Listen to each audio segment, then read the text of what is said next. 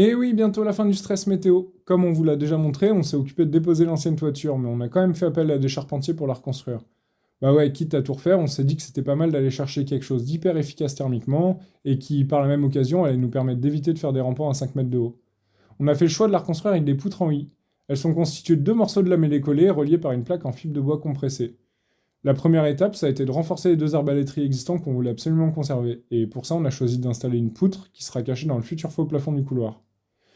Pour ça, on avait besoin de deux appuis. D'un côté, pas de souci, le mur il nous permettait de l'encastrer, mais de l'autre, on a dû installer un poteau sur la poutre du rez-de-chaussée. On a ensuite pu sortir la poutre du camion et après une bonne séance de sport et quelques petites acrobaties, elle a enfin trouvé sa place définitive. Ça nous a permis par la suite de sortir les contrefiches et enfin de recaler les arbalétriers. La structure principale terminée, on allait pouvoir passer au chevronnage, mais pour ça il nous manquait encore trois appuis pour fixer les sabots. Pour le bas de pente, bien qu'on était censé déposer toute la charpente à deux, il y en avait quand même certaines qui nous avaient fait un peu de résistance. Et vu leur poids et leur état, on s'est dit que plutôt que de les descendre, bah, elles seraient très bien comme sablières.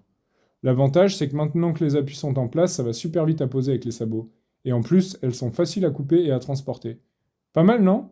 Vous connaissiez ce matériau? En tout cas, même si sous le soleil l'étage transformé en terrasse était cool, on est quand même super content de retrouver un semblant de toit.